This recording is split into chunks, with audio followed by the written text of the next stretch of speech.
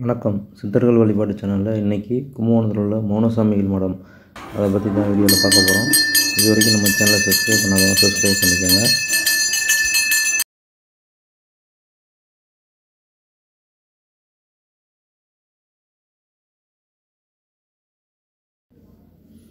கும்பகோணத்தில் உள்ள மடங்களில் ஒன்று மௌனசாமி மடமாகும்.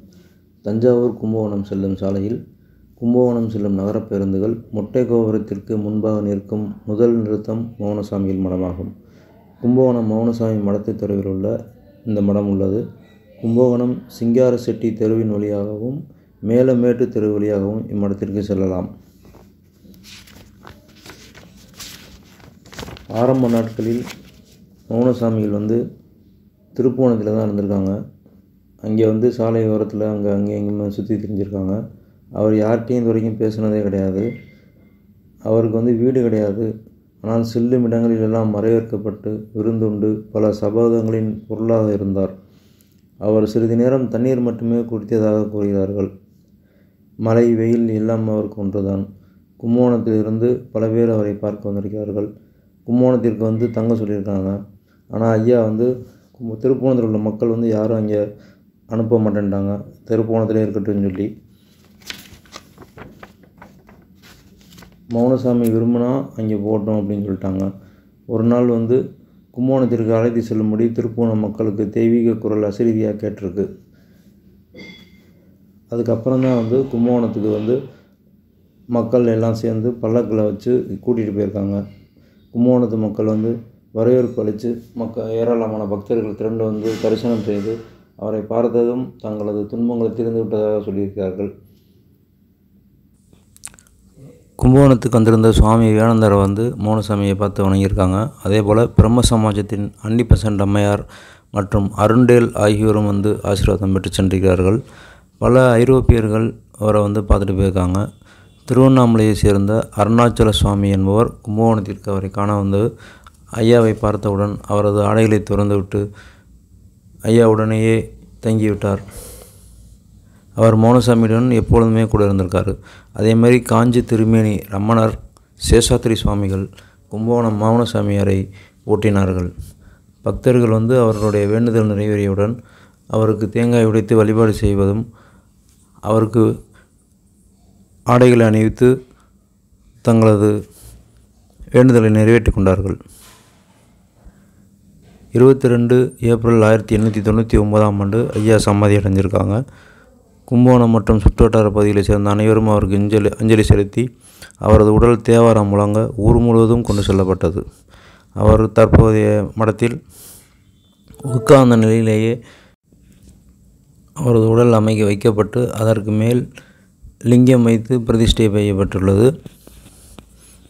அவரது சமாதி அடைந்த பிறகு அவரது பக்தர்கள் அவருக்கு அன்பளிப்பாக வழங்கப்பட்ட பொருளை கொண்டே அவருக்கு மடம் கட்டி அங்கு வழிபாடு செய்யப்பட்டு பூஜைகள் சிறப்பாக செய்யப்பட்டு வருகிறது.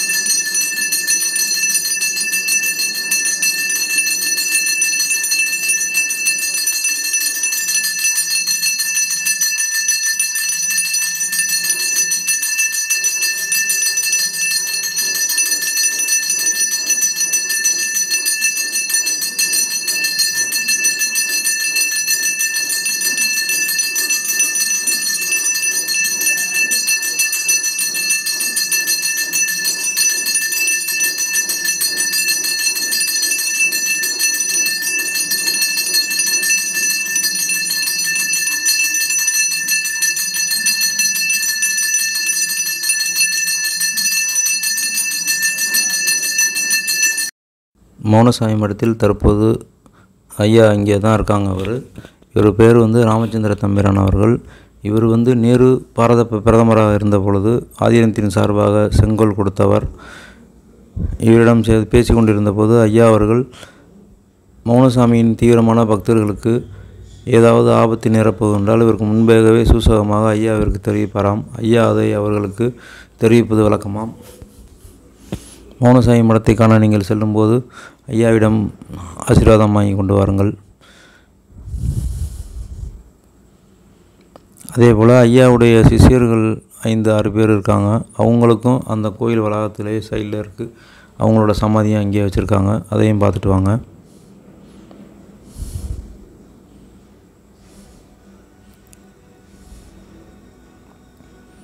கும்பகோணத்தில் பார்க்க வேண்டிய முக்கியமான இடங்களில் மௌனசாமி மடமும் உண்டு. பஸ் வசதி எல்லாம் மெயின் ரோட்லேயே இருக்கிறதுனால ஈஸியாக இருக்கும் பார்க்குறதுக்கு.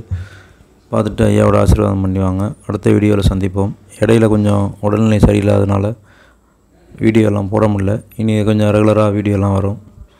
ஆதரவு தருமாறு கேட்டுக்கொள்கிறோம். நன்றி, வணக்கம்.